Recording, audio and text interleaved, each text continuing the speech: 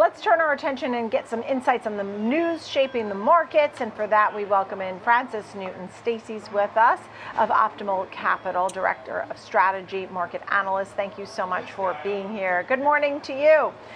Your thoughts, big picture on the markets today?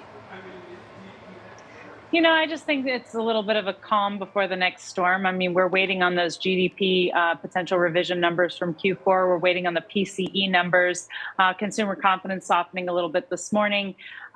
So I don't think that there's anything major coming other than PCE this week, because PCE is, of course, what the Fed watches, and that's the key metric for, you know, how they think about inflation, CPI.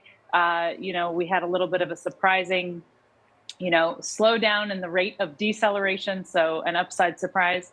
And so now we're watching that, because what's interesting is that the rate hikes that were, priced in at the beginning of the year have now been priced back out of the market, but yet equities are, making repeated all-time highs. So that's fascinating. Yeah, and look, in all-time highs. We just talked about the cruise lines and the surging demand that Norwegian is seeing. The demand's at records. People are spending. They seem very resilient despite high credit card rates and such. Tell me more about the consumer and where you think they stand here in 2024. Well, it's a bifurcated consumer, because you have the lower 60% who have exhausted their savings. And this is where you're starting to see an inflection in foreclosures. Housing, obviously, the number of foreclosures is up, and the Fed is waiting to see if that's a random uptick or a trend. It's probably a trend. The cars that were purchased during COVID, there's a high percentage of defaults in there. And then, credit card debt, record amounts of credit card debt, and highest ever credit card rates. So you just have a lot of onerous debt for that lower 60%. Now, the upper 40%, of course, they are getting an income from their savings with higher rates for longer, and they're getting more, more spending. The stock market's up. Whatever cash they've got is, getting a great return. And, so they have a very different picture. So they're the ones that are spending. And so the game becomes, you're measuring two different types of consumers here. And I think that's sort of what's skewing what's happening when we expect a recession. We see some early indicators of a recession, and then yet now we're going to probably see another uptick in GDP. Of course, you mentioned the highs on the market, NVIDIA in your notes with the records we've seen there. When you think about recommendations for folks in this environment, what do you tell them?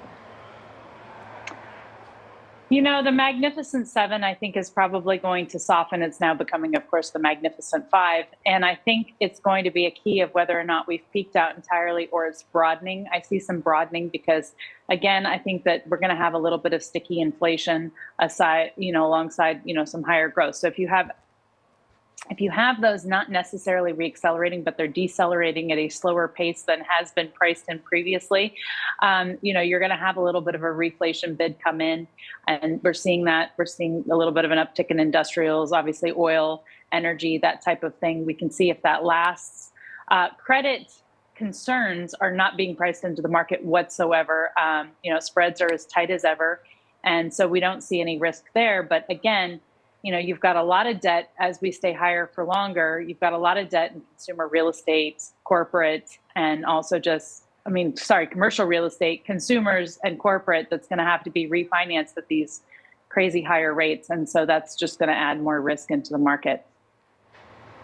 Right. And you mentioned you're constructive on a few ideas here. I think you had the dollar and oil and a few ETFs. Yeah, healthcare and staples. Healthcare and staples aren't as rate sensitive as some of the other quintessential defensives. Those still have a little bit of a defensive component should there be some kind of surprise. Obviously we had the regional banking issues last year, and they have a lot of commercial real estate exposure that's upcoming. So I like those sectors for the time being. If the S&P can hold 5,000, it's going to continue its upward momentum. It would really have to start breaking down meaningfully below that to see, to sort of preempt a sell-off. And otherwise, we're sitting in a calm before the storm. It's just interesting. The mechanics of the business and credit cycles haven't changed, but some of the sort of, anomalies from COVID really haven't worked their way through the system. Fiscal has been, buffering a lot of the Fed tightening, fiscal spending, and then also private credit. The yield curve inverted, banks stopped lending. That makes sense. That's something we're very familiar with. But we weren't familiar with the private credit coming in and lending in its place. Yeah, understood. And so the final on the Fed, I mean, what's the final takeaway? Because they themselves, I mean, you had Jay Powell saying, look, we don't want to cut too early. We don't want to not cut and be late on that. So where do you think they should be, really? So he has a fork in the road. He can either preemptively cut because he knows that we still have more lagging effects from monetary policy, because even the rate hikes that we've seen thus far, and I think this is sort of why they've slowed, is because those have long and variable lags in the system, his words. And does he preemptively cut before we hit that threshold where the whole game of Fed tightening, and I think there's only one exception in history when they did have they didn't have a hard landing, which was some sort of credit situation, is they tighten the money supply against debt, and it's a game of musical chairs, and when the music stops, somebody is without a chair, and that's your credit situation. So does he? Nobody knows where that threshold is. There are lots of variables going into play because money's coming in and out of the system constantly. So does he preemptively cut, trying to avoid hitting that threshold? Is the first prong of the fork in the road. The second prong in the fork in the road, or does he go ahead and keep higher for longer, keep things very tight until we hit that threshold, so that he has some certainty on where that threshold is and he has a pre-planned scope of pivots in mind? I have to say, I think if I had his job, I would like the certainty of knowing where that threshold is, but there is some pain involved in that.